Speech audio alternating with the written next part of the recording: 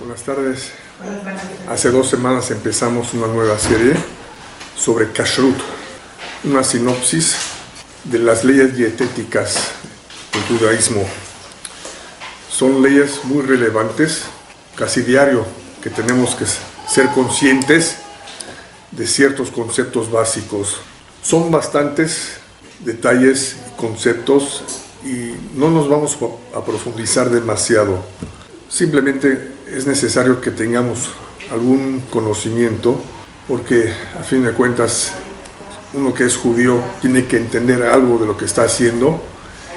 También con respecto a esas leyes, de vez en cuando sí surgen problemas, se complica un poco la situación en la cocina. Entonces lo que hicimos, empezamos con el porqué, unas explicaciones sobre las leyes. Expliqué que es un hok. Un hok es un decreto, no es una mitzvah lógica, lo que se puede comer, lo que no se puede comer, lo que está prohibido. Aceptamos las leyes, aunque no las entendemos muy bien, simplemente para cumplir con el decreto, para cumplir con la mitzvah. Es suficiente. Sin embargo, sí hay algunas explicaciones como es importantísimo tener esa precaución en lo que vamos a consumir, porque sí, capaz de contaminar el alma, lo que uno ingiere. Eso sí lo sabemos, la Torah lo dice. Entonces, en pocas palabras, nos cuidamos mucho de lo que comemos, y no estoy hablando ahorita de cosas que no son saludables, pero hoy sí voy a mencionar uno de ellos, que también por motivos de salud no se permiten, según la tradición. Seguimos con una descripción, breve descripción, de los animales, de las aves puras e impuras. Más o menos una idea de lo que se puede y lo que no se puede. Hoy, la tercera parte, vamos a dividirlo en 2. Lo que vamos a hacer en el principio va a ser una explicación, una breve explicación del método de cómo se sacrifica, de la faena. Nada más para que tengan una idea de qué es lo que pasa en el rastro, hasta que llega a su cocina, hasta que llega la carne a la olla. ¿Qué es lo que pasa? Es importante saber, tener una idea, aunque no nos vamos a dedicar a sacrificar el animal, pero es importante tener ese conocimiento, porque hay también varias costumbres, formas de hacer lo mismo. Hay sefaradim, hay ashkenazim. Entonces, para que no se confundan, sí les voy a dar algo de explicación sobre esa parte, sobre ese procedimiento. Y luego la segunda parte de hoy va a ser sobre cómo es importante separar la carne de la leche, porque eso en sí también consiste de muchísimas leyes y hay que tener mucho cuidado, porque a veces se revuelve todo y eso ya es un problema. No estoy hablando nada más que se revuelve la comida, capaz de revolverse, sino también los utensilios. Entonces, para empezar, las reglas de Kashrut establecen también cómo sacrificar a los animales permitidos para ser consumibles. Todo eso es Kashrut, cómo se sacrifica el animal. ¿Y por qué es importante saber eso? Porque animales muertos por causas naturales no se permiten. Tampoco se permiten animales con ciertas enfermedades, defectos en sus órganos internos. Así que determinar si el animal es kasher o no, si es una especie kasher, es solo el primer paso. Identificamos que el animal es kasher, es un animal puro, pero hay que prepararlo correctamente. Entonces la faena, la shechita del animal tiene que ser realizada de cierta manera. Y al no hacerlo correctamente, se prohíbe comer. Entonces ese paso, que se llama la faena, la shechita, es muy, muy delicado. Matar al animal de manera que no es considerada shechita es clasificado nevelá. O sea, el animal es un cadáver. Nevelá, cadáver. Ya mencioné que hay un término de terefá, el animal desgarrado, o que pasó algo en uno de los órganos, algún defecto. O sea, la shechita se realizó correctamente, pero es terefá. Igual, taref no se permite por algún problema, por algún defecto interno. Pero si la shechita no fue realizada correctamente, y hay bastantes reglas cómo se realiza, entonces también se clasifica en el y no se puede comer. Entonces a veces sucede en el rastro que algún animal no se hizo la shejitá como debe ser, entonces ya no es kasher, o que se realizó como debe ser, pero al examinarlo se dio cuenta el que lo revisa de que tiene algún defecto en los pulmones, por ejemplo, y ya no es kasher. Pero ustedes tal vez vayan a ver que hay un término que se llama glat, que es una palabra en yiddish, liso. Y eso quiere decir, según ciertas opiniones rabínicas, tiene que ser completamente liso el pulmón de adherencias. Entonces, si tiene algún defecto, dependiendo de cuál es el defecto, hay unos que lo permiten, hay unos que no lo permiten, pero un pulmón que está completamente liso, con menos problemas, es glat, liso, y es mejor, claro que sí. Pero a veces no tenemos muchas opciones, tenemos que satisfacernos con algo que es kasher, aunque no sea el 100% glat. Hay unos que no comen algo que no es glat. Entonces, nada más para que tengan ese conocimiento de que algo que es glat, claro que sí es mejor, pero según la tradición hay unos que se cuidan más y hay unos que no tanto. ¿Qué es lo que sucede en la shejitá? ¿Qué es lo que hace el matarife, el shohet? Es un procedimiento en el cual la tráquea y el esófago y los yugulares, las venas ahí enfrente, son rápidamente cortados en un corte exacto con un cuchillo filoso y liso. Si no es liso o no muy filoso, puede ser problemático eso, la shejitá. Entonces el que hace la shejitá tiene que constantemente revisar el cuchillo, ¿sí? No se puede arriesgar que tal vez la segunda vaca ya tenga el cuchillo un defecto por la primera vaca, ¿sí? Entonces ya se están dando cuenta del cuidado que tiene que tener el shohet para no darle de comer a la comunidad carne no kasher. Imagínense qué gran responsabilidad tiene el shohet en cuidarse de hacer todo bien.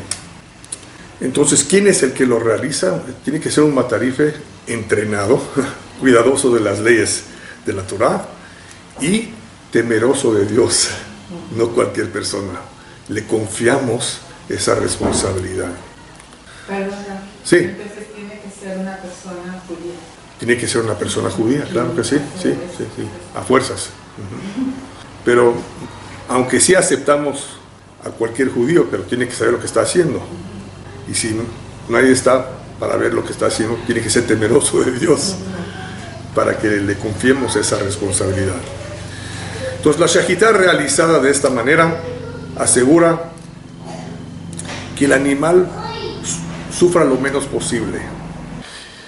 Y eso es lo que mucha gente no entiende muy bien, que por qué usar el cuchillo y no una pistola para hacerlo más rápido. No, sufre menos con el cuchillo. Así es. Entonces, para que sufra menos, y también se desprende casi toda la sangre al cortar los yugulares con ese cuchillo filoso. Y eso es importante, ese detalle de desprender o de drenar toda esa sangre, porque luego vamos a ver que hay sangre interna también en la carne. No basta cortar nada más los yugulares, pero eso también es importante. De repente, si lo han visto alguna vez en algún rastro, empieza a chorrear, es un chorro de sangre, y sale bastante sangre, y esa sangre que está prohibido, no podemos comer sangre. Entonces está bien eso, de que sale toda la sangre, y eso también asegura de que está muerto el animal. Pero todavía falta desangrar la carne de la sangre interna antes de ser consumido. No es suficiente la sangre que se desprendió, que salió chorreando, pero sí es importante de que se desprendió toda esa sangre.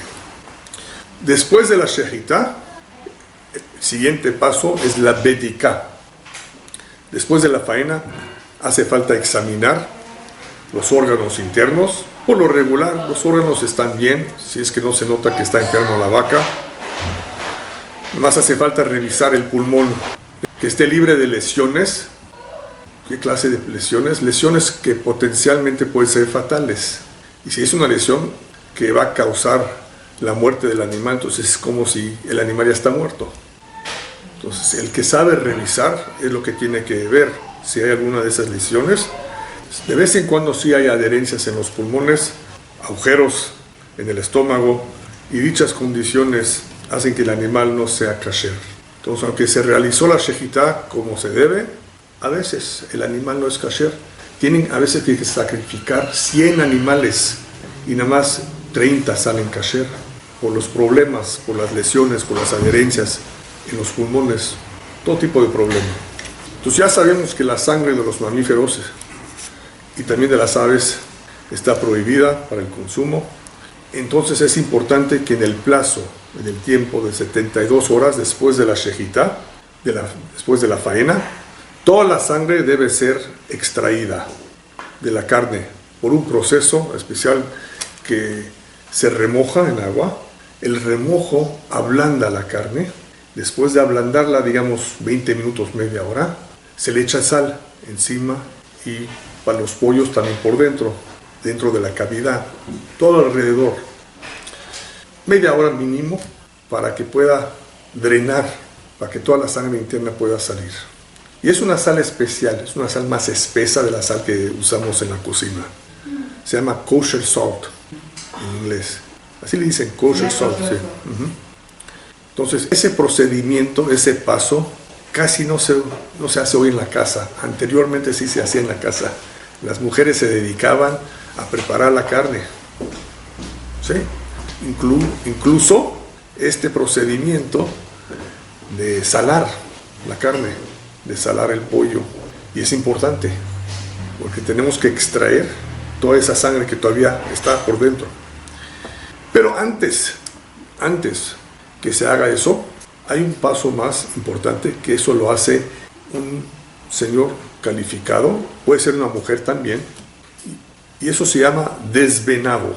El desvenado del animal es necesario realizarlo, en hebreo se llama nikur, que implica quitar el nervio ciático, si es que se va a comer la carne trasera, y aunque no se coma eso, hay ciertas venas y grasas prohibidas, como les expliqué, el sebo, que viene siendo una grasa muy gruesa, blanca, que está encima de ciertos órganos, y nada más los que conocen bien cuál es, ellos tienen esa responsabilidad de quitarlo.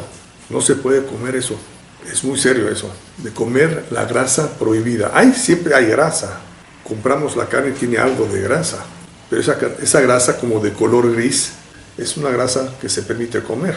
Tal vez no sea muy saludable, pero no tiene nada de malo. Esa grasa que es una grasa prohibida que se llama helev en hebreo, no shuman, helev es una grasa prohibida por la Torá. Esa grasa se colocaba sobre el mizbeach durante el tiempo del Bet HaMikdash, del templo, se sacrificaba. Entonces pertenece al altar, pertenece al mizbeach y no se permite comer, y es un pecado muy muy grave comer de esa grasa. Rabino, ¿y en la carne que uno compra no hay peligro que vaya de esa grasa? No, porque el que sabe quitar esa grasa, a eso se dedica. Lo que no se acostumbra a hacer hoy en todos los rastros es involucrarse en el procedimiento de eliminar el nervio ciático, que es más complicado. Debido a la complejidad que implica retirar el nervio ciático, entonces la parte trasera casi no se consume. Es donde se encuentra el nervio ciático. Generalmente no se vende como kasher, se vende al no judío o no se le compra, dependiendo del arreglo que se hizo con el rastro. Y es por eso que hay rastros que no aceptan sacrificar animales kasher, porque no le vamos a comprar toda la vaca. Sí. Hay algunos que sí se van a dedicar a quitar, a retirar el nervio ciático, porque saben cómo hacerlo y se cuidan bastante. Entonces está bien.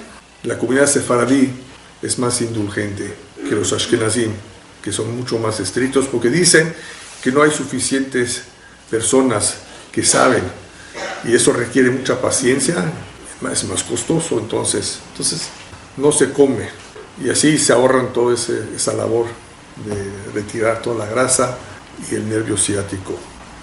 Pero todo eso tiene que ser hecho, tiene que ser realizado antes del remojo, antes de salar. No se puede salar la carne con toda la grasa. Entonces, por eso, antes de que llegue a la casa, antes de que llegue al carnicero, ya se quitó, ya se retiró lo prohibido, los nervios o las venas y las grasas prohibidas. Después se puede remojar, se puede salar. Pero igual, ustedes al ir a comprar carne kasher del carnicero o del súper, ya no van a tener que preocuparse en salar por lo regular. Ya está hecho, pero es bueno saber de eso si se encuentra en algún país donde no hay todo eso. Digamos, van a Tailandia de visita y ahí se quedan un tiempo. Claro que hoy en día por medio de los aviones se puede comprar y conseguir kosher de todos lados y mandan hasta allá también. Donde hay Jabá, pues cómo llega la carne. Alguien lo trae o se lo mandan por correo. Pero si uno quiere sacrificar un animal o una gallina, tiene que saber que además de la shejitá, de la faena, también ese procedimiento, ese paso de salar es muy importante. Y al salar, la gallina, por ejemplo, es importantísimo también no olvidarse de retirar antes los órganos internos. Como vamos a hablar ahorita del hígado, es un poco delicado eso. Luego va a ser medio problemático si se hizo todo junto con los órganos internos. Hay que retirarlos y luego meter sal por todos lados. Y los órganos que se van a comer, aparte, se preparan aparte. Pero vamos a hablar un poco del hígado porque con ese órgano se confunde mucho la gente y no sabe cómo prepararlo. Y hay que tener cuidado también porque a veces en el súper se les vende el hígado todavía no kasher. Es hígado kasher, o sea, es de una vaca o es de una gallina, de una ave kasher. Pero todavía no se puede comer porque no se preparó como se debe. Porque el hígado no se prepara igual que de la misma manera que se prepara toda la carne. ¿Y por qué? Porque el hígado tiene una concentración de sangre, una concentración bastante grande de sangre. Entonces hay que hacerle cortes transversales, profundos, en varios lugares del hígado, y eso le ayuda al flujo de la sangre. Haciéndole los cortes, eso le va a ayudar. Pero luego, lo importante es recordar que hay que asarlo, no cocinarlo. Hay que asarlo bien, de los dos lados, sobre la parrilla, directo al fuego, de manera que la sangre pueda drenarse. Y ese es un detalle muy importante, porque los que ponen una bandeja por debajo, digamos en el boiler del horno, el asador, pueden hacer muchos problemas con ese, porque se va a hacer taref la bandeja del boiler, porque ahí se va a drenar toda la sangre. Además, el hígado no puede estar colocado sobre algo que no está perforado. Tiene que ser una red o tiene que ser una parrilla por donde pueda drenarse toda la sangre, pueda bajar, pueda caer, que no esté colocado, sentado sobre una bandeja. O sea, es malo para el hígado porque se está asando en su sangre, en su propia sangre, y además va a ser taref la bandeja. Se puede usar, si uno quiere usar su horno, no el horno, sino el boiler, donde el calor sí llega a una temperatura bastante alta, bastante elevada, tiene que cuidarse de la bandeja. Una bandeja que es aconsejable usar es una bandeja desechable, así uno no tiene que preocuparse de kasherizar esa bandeja de tanta sangre. ¿Entienden? Pero sí se puede usar cualquier bandeja, nada más que hay que recordar que hay que hacerlo kasher.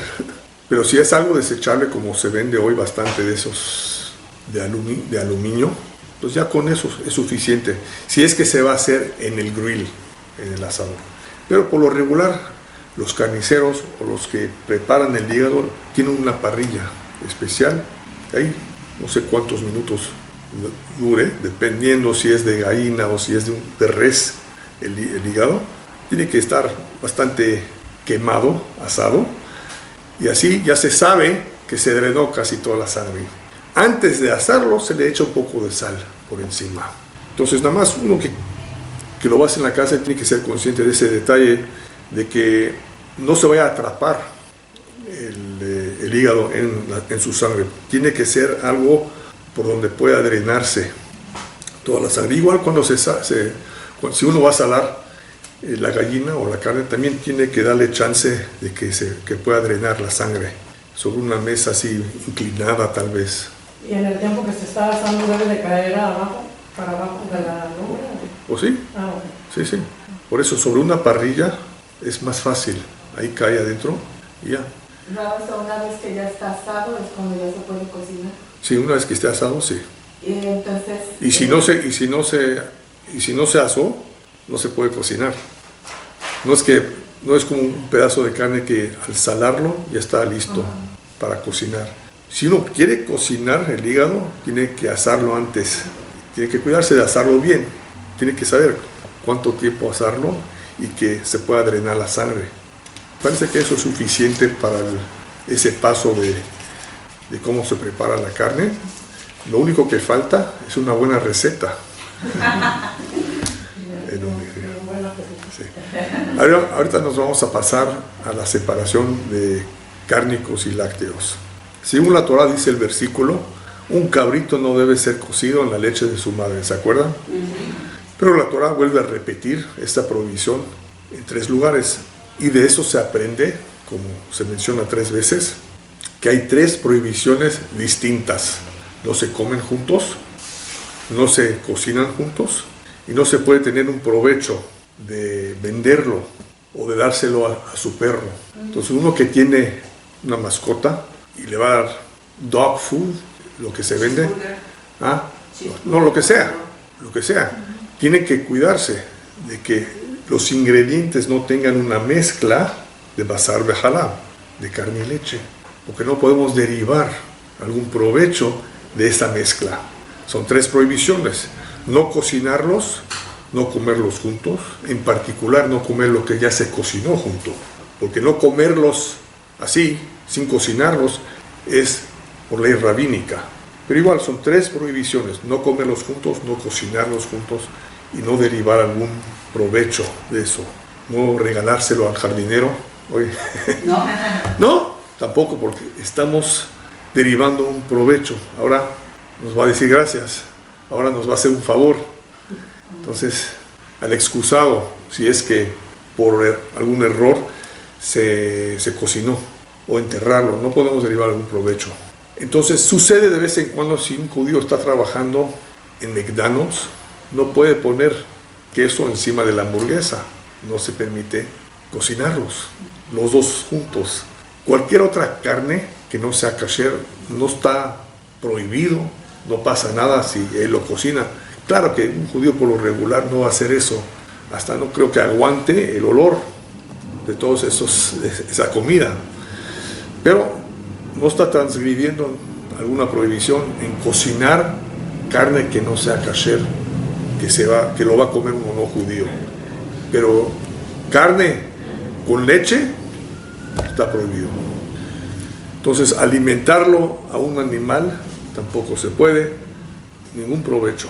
Según la ley rabínica, esa ley de no comerlos juntos, de no cocinarlos juntos, se extiende también a los lácteos y las aves, porque según la Torá no está prohibido la mezcla de la carne de ave con leche, según la Torá. Pero hoy, para nosotros, sea el pollo, sea carne de res, se considera carne o cárnico, y entonces no se permite ni comerlos juntos, ni cocinarlos juntos. Ahora, hay alimentos que no son ni cárnicos, ni son lácteos. ¿Cómo se denominan? Parve, ¿se acuerdan? Neutro sería en español, algo que es neutro. El mejor ejemplo de algo que es neutro son los peces. No es carne ni es leche. Y ese detalle es importante porque si uno quiere comer algo que es parve, con leche o con carne, sí se le permite. Hay algunas excepciones y ahorita vamos a hablar de ellos. Pero miren, no hay esa prohibición que tenemos con carne y leche, con algo que es parve. Los alimentos neutros pueden ser consumidos tanto con lácteos como con cárnicos. Ahora, por motivos de salud, y ese es un muy buen ejemplo por motivos de salud, No se come el pescado junto con la carne. Hay que cuidarse si van a alguna fiesta, a alguna boda, donde sirven de todo. Ahí van a ver una charola de salmón, va a haber carne, va a haber pollo. No tomen, si quieren comer de los dos, el pescado y la carne en el mismo plato. No se sirve así. Tiene que ser todo por separado. Entonces, ¿qué es lo que acostumbramos a hacer cuando comemos de los dos en la misma comida? Digamos en Shabbat. Por lo regular, así es la costumbre de comer un pescado y más adelante el pollo o la carne. Sí, pero tienes razón. Whisky, no, tequila. ¿Cómo que whisky? Y el pescado perdón que lo interrumpí, ¿se tiene que comer primero o no? No importa, no importa el orden. Okay. Sí, por lo regular comemos el pescado primero, sí. Y luego comemos algo de pan o tomamos algo. No tiene que ser una bebida alcohólica, lo que sea. Nada más para separar, para enjuagar un poco la boca y nos lavamos las manos si es que comimos con las manos. ¿Quién es el que va a comer con las manos? Antiguamente, el pescado que tenía huesos, mucha gente lo comía con las manos. Sí. Entonces, por eso es importante también lavarse las manos si se comió con las manos. Sí. Pero se separan los dos, es lo importante por motivos de salud. Y eso todos están de acuerdo. No hay tradición sefaradí ni de ashkenazí, todos están de acuerdo que no se mezclan los dos, no se cocinan los dos, claro que no, y ni se comen juntos. Pero no hay que esperarse. Con una bebida, lavándose la boca, comiendo algo entre los dos, ya con eso es suficiente. Ahora, según la tradición sefaradí, tampoco se come pescado con leche. Eso ya es tradición. Hay unos que dicen que antiguamente es lo que opinaban, que tal vez hay algún problema de salud de comerlos juntos o de cocinarlos juntos. Entonces, según la tradición sefaradí son más estrictos, pero hay algunos que sí permiten la mantequilla con el pescado, pero no la leche. Y ahí vas a ver de vez en cuando una comida muy típica judía en Estados Unidos, que se llaman lox and cream cheese, que es el salmón ahumado con crema de queso. Entonces el ashkenazí, que sigue la tradición ashkenazí, ahí pone el cream cheese sobre el bagel y ahí pone el salmón ahumado, el lox. El sefaradí no lo hace. Hay algunos que sí, hay algunos que no, pero si van a notar eso, que sepan que tiene que ver con motivos de salud según una opinión. Pero no se cocinan los dos. No creo que haya alguien que diga que se puede cocinar los dos, pero igual, los ashkenazim no son tan estrictos ni en eso. Eso ya entendemos más o menos, que hay que separar los dos, la carne de la leche, pero también los utensilios de la cocina. Uno tiene que saber que debe uno tener platos, vasos, una vajilla entera dedicada a comida de carne y otra vajilla dedicada a comida de leche. Y eso desde hace años lo cumplen los judíos. Y además, para no confundirse, por lo regular también son de diferentes colores.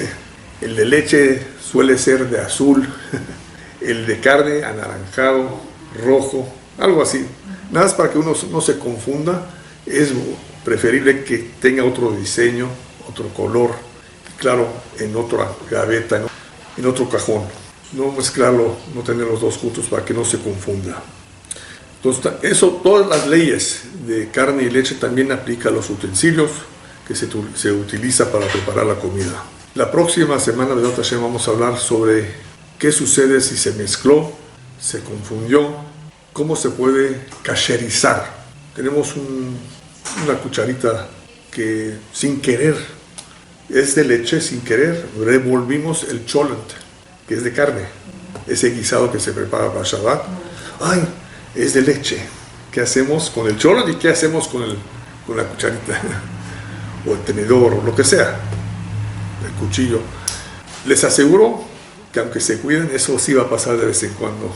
Puede ser un niño, puede ser una muchacha que no se dio cuenta, no supo, y los revolvió y sin querer usó de leche para carne o de carne para leche.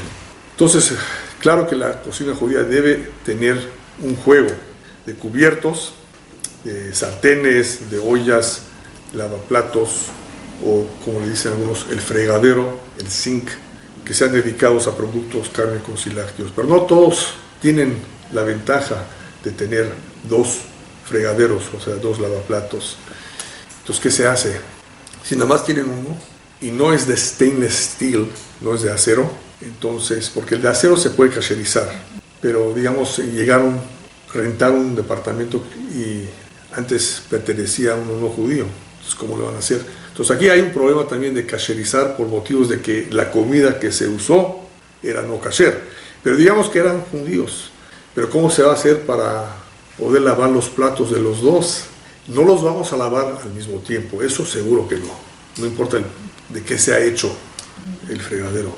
Pero aunque sea que se va a lavar, digamos, el día siguiente, si es de porcelana, es problemático eso. Entonces, lo mejor es comprarse un insert, le dicen aquí en Estados Unidos, algo de hule, un plástico, que así los platos, los cubiertos no están tocando, no tiene contacto con el zinc, con el fregadero. Ya, con eso sí se puede. Entonces, uno de esos para leche y otro para carne, pero los 2 juntos no, nunca se laven. ¿Y para lavarse se pone agua hirviendo o algo?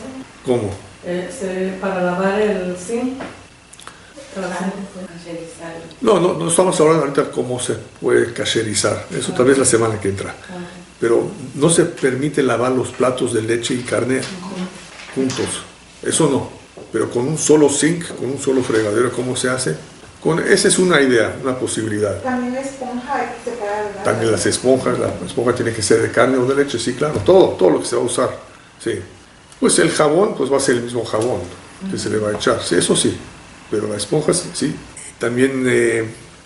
¿La lavadora eléctrica? Sí, la lavadora eléctrica, la lavadora, o sea, del lavatrastes, como le dicen, o lavaplatos. También, por lo regular, se acostumbra a usarlo nada más para carne. Como para leche no tenemos tantos trastes y no se puede usar para los 2. Aunque no estemos lavando los platos la misma vez, no importa, es mejor tener 2 si uno puede, si se puede permitir tener 2, mejor.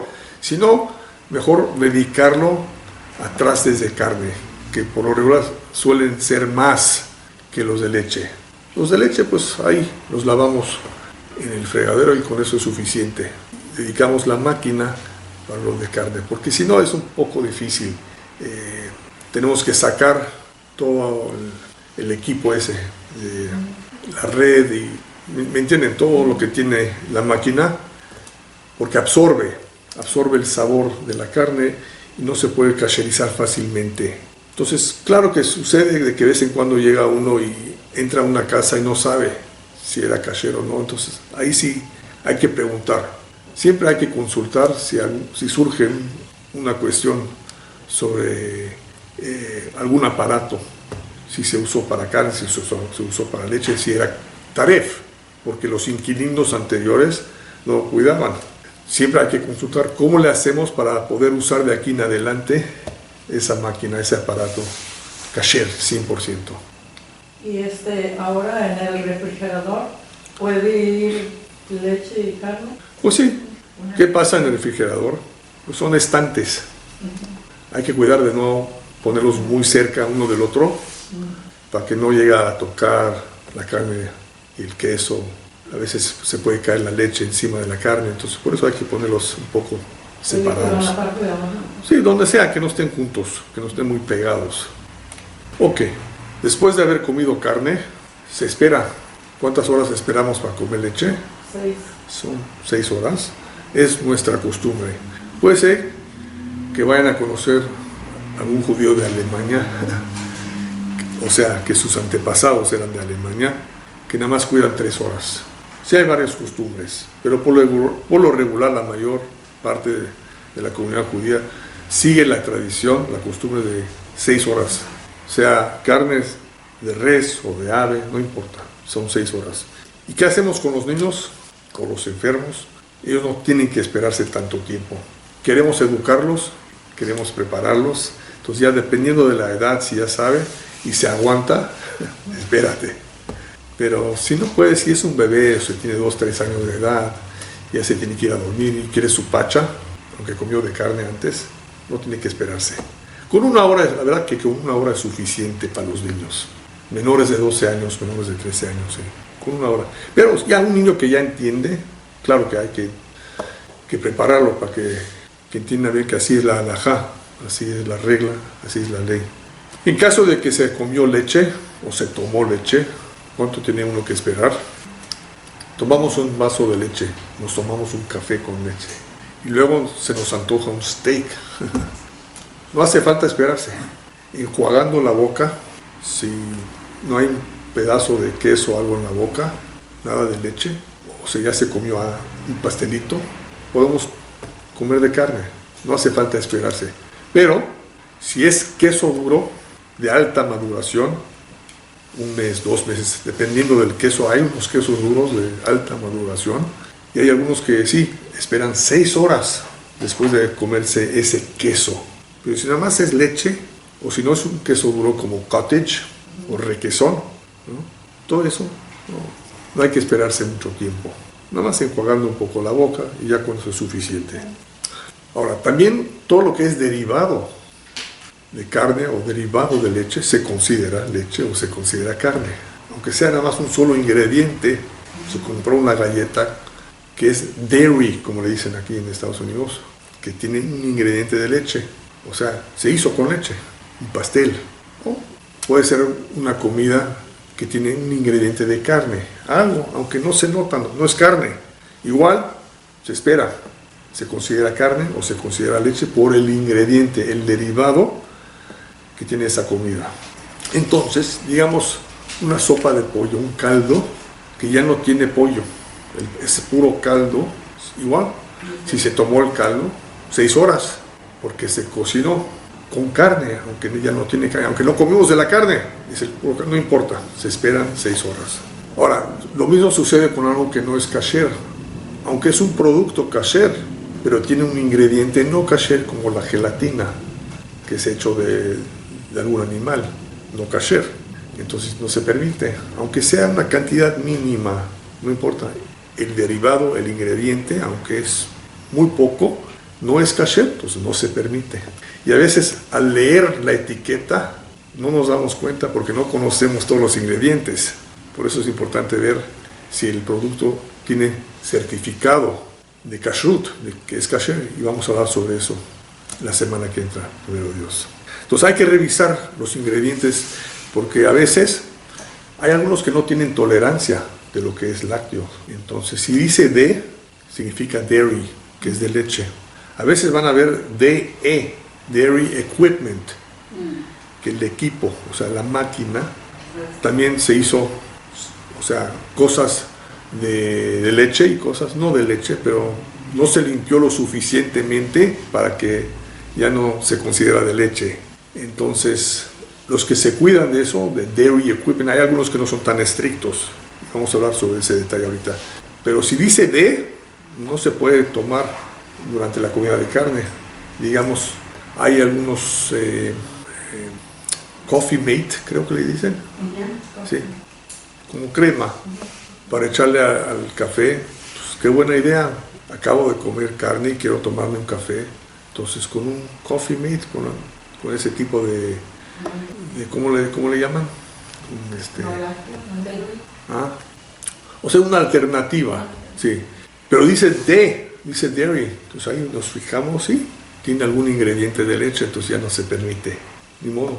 Si se les antoja un chocolate y ya comieron de carne, no, se tienen que esperar igual. Entonces hay que fijarse bien si algún ingrediente es de leche o no, entonces no se permite después de una comida de carne. Ahora llegamos a un tema bastante importante, y es el tema de los hornos. No todos tienen el lujo de tener 2 hornos en la casa. Sería lo ideal, la verdad que lo ideal. Así en un horno hace uno su pastel de queso o pizza, y en el otro, si es que no le da tiempo a la vez, prepara el pollo para Shabbat. Entonces el jueves en la noche ya queremos empezar, queremos adelantar, claro, para no dejar todo para el viernes. Entonces preparamos el pollo en un horno y lo que sea de leche en el otro horno. ¡Qué bien! Pero no todos tienen el lujo de tener los hornos. Entonces, ¿qué hacemos? ¿Se puede usar el mismo horno? Entonces les digo de una vez que hacer los dos, preparar los dos a la vez, la misma vez, no se permite. A menos, y eso claro que no se los recomiendo, no es aconsejable, no tiene otra opción, tiene que hacer los dos, no le da tiempo. Cubiertos. Si está tapado el pollo, si está tapado la comida de leche, se puede, porque están tapados. Pero hay ciertas recetas que dicen descubierto, porque si no, sería fácil, todo cubierto, ¿no? Hay ciertas recetas que dicen hay que hacerlo de manera descubierta, entonces ya no se puede. Más todavía si el de carne está descubierto por la grasa, y si los dos, peor todavía, si están descubiertos. Entonces descubierto nunca se permite. Si es algo seco de leche, no tiene líquido, es más fácil también hornearlo en el mismo horno. Los problemas suceden con las cosas que no son secas, que tienen líquido, por la grasa, por el vapor que sale, ¿sí? Entonces, ¿qué es lo que se debe hacer? Si hay tiempo, es hacer la carne, más tarde hacer la pizza, preparar la pizza. Pero también, mejor, porque es el mismo día, mejor que esté cubierto la pizza o la carne. Uno de los dos. Aunque no se está haciendo al mismo tiempo, se va a hacer el mismo día. Mejor así es mejor, mucho mejor, menos problemas. Si se espera un día, 24 horas, ya es mucho menos problemático. Y es lo que mucha gente hace. No usan el horno para las dos cosas en el mismo día. Ya no estamos hablando de la misma vez, ni el mismo día. Esperándose un día, menos problemas. Pero a condición de que la parrilla o la bandeja, ¿me entienden? Creo que así le dicen, ¿cómo le llaman? La parrilla. Es la parrilla o la bandeja, donde se coloca, ¿sí? Mientras que esté limpio. Mientras que esté limpia la parrilla o la bandeja, donde se va a colocar la carne o el pastel, lo que sea, que esté limpia. Si se usó antes de carne, que esté limpia. Estando limpio, esperándose 24 horas, menos problemas. Puede estar descubierto la pizza, lo de leche. Claro que si se va a hacer a la misma vez, tiene que cuidarse de que no toquen. Tiene que haber un poco de distancia entre los dos. Perdón, y si no se espera 24 horas, yo sé que es lo mejor, pero solo por conocimiento. No, por eso dije, sí, no, es mejor que uno esté cubierto. Okay. Sí. Cubriendo el de la carne, no hay que cubrir el de la leche. O cubriendo el de la leche, también se permite, sí. En el porque mismo. Mientras hay olor de carne. Sí, por el olor hay unos que lo que hacen es lo siguiente, es que después de usarlo con carne, prenden el horno a lo máximo por una media hora y luego ya se quemó un poco el olor, el vapor, y eso también facilita, eso también ayuda de que se pueda usar. Según ciertas opiniones más estrictas, es lo que ellos hacen. Entonces hay varias opiniones de cómo usar un solo horno, sí se permite, pero como les dije, si se cubre uno o los dos, mejor todavía, así hay menos problemas. Si se espera un día, claro que sí. Y los utensilios de vidrio, hay personas que dicen que se puede utilizar para, aunque tomó leche, puede... Eso para la próxima vez tal vez, sí. Ok, entonces como les dije que es preferible que el del lácteo, por ejemplo, esté cubierto si es que se va a usar en el mismo día.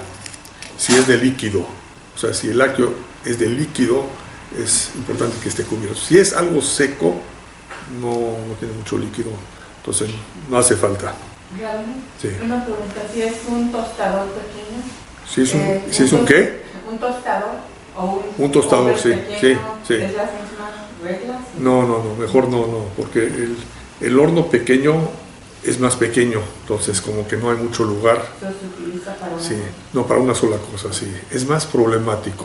O sea, claro que sí. Si se cubre, está todo bien envuelto, entonces sí se puede. Nada más hay que cuidarse que no hay restos ni de leche de la pizza que se pegó ahí a la bandeja. Entonces, en teoría sí se puede, pero como es muy chico, el mismo día, mejor no. Pero el tostador sí se puede, es lo mismo, un toaster. Pero el toste va a ser puro pan. Ajá, puro pan. Sí, pero no se permite para los dos. O sea, si es algo de carne o algo de leche, no. No se permite. No, porque se va a ensuciar, ¿cómo se va a poder limpiar todo bien de todos los restos que se metió ahí adentro? Es más complicado todavía. Donde sí hay una buena pregunta es, ¿qué hacemos con el microondas? Pues igual, lo que algunos aconsejan es, si se cubre el de leche o el de carne, uno de los dos, pero consistentemente, o sea, entonces no va a haber problema. Si quiere uno hacerlo kasher, porque se usó para comida no kasher, eso ya tal vez la semana que entra. Pero si quiere uno usarlo para los dos, si es nada más para calentarlo 1 minuto, 2 minutos, sí se puede, nada más tener mucho cuidado con el plato de vidrio, porque a veces no ponemos cierta comida que se va a calentar sobre un plato, lo colocamos directamente sobre ese plato redondo, entonces ahí hay restos, hay que limpiarlo bien. Sí. Entonces por eso, si está envuelto en un papel, en un plástico, en una caja especial, entonces claro, se puede usar el mismo microondas para las dos cosas. Pero hoy un microondas por $100 tiene un microondas kasher para leche y para acá, entonces ¿por qué complicarse?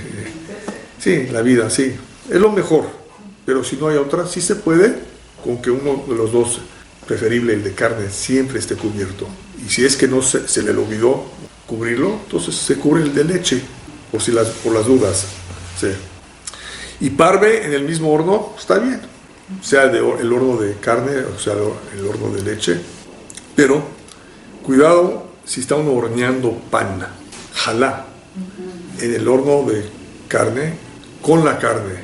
Si se hizo a la misma vez, entonces ese pan ya no se puede comer con leche, como se horneó con la carne, entonces ya absorbió el vapor, el sabor de la carne, ya no se permite. Igual si se horneó con leche, ya no se puede comer ese pan con carne. Si la carne está cubierta, entonces ya sí, pero si no, absorbió, ya es un poco problemático para comer ese pan. Entonces mejor nunca hornear pan con carne ni con leche. Hay hasta una halajá que dice que uno que hace pan en su casa, con esas máquinas que hacen pan, no se le puede echar un ingrediente de leche, porque el pan acostumbramos comerlo con leche o con carne. Entonces nos vamos a olvidar, nos vamos a confundir y vamos a comer el pan con leche o con carne, ¿me entienden? Entonces por eso los rabinos prohibieron hacer pan con leche, con algún ingrediente de leche, a menos de que sea una cantidad que se va a comer en una sola comida, o tiene un diseño distinto. Esos son burecas, y las burecas se sabe que son de cierta forma rellenas de champiñones o de leche, pero igual no son muchos, no es muy grande, y se acostumbra a comerlos en una sola comida, no sobra, mientras que el pan sobra. Por eso no se permite hacer pan con ingredientes de leche. Entonces por eso pan o pastel en el horno, cuando se está haciendo de carne, no, mejor esperarse. Pero sí se puede hacer el mismo día, nada más que no junto con la carne. Las mismas leyes que acabamos de explicar que aplican a carne y leche en el horno, aplican al pescado y la carne. Tampoco se hace o se prepara a la misma vez. El salmón y el pollo, no.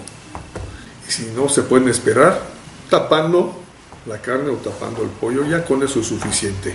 Pero igual son las mismas leyes. Pescado con carne, por motivos de salud, tampoco se hace a la misma vez. Ahora, lo que sí pasa muchas veces, y la gente se le olvida ese detalle, es preparamos un arroz en una olla de carne, pero que queremos tomar un café con leche después. ¿Se permite o no? Sí. Esa olla es una olla limpia.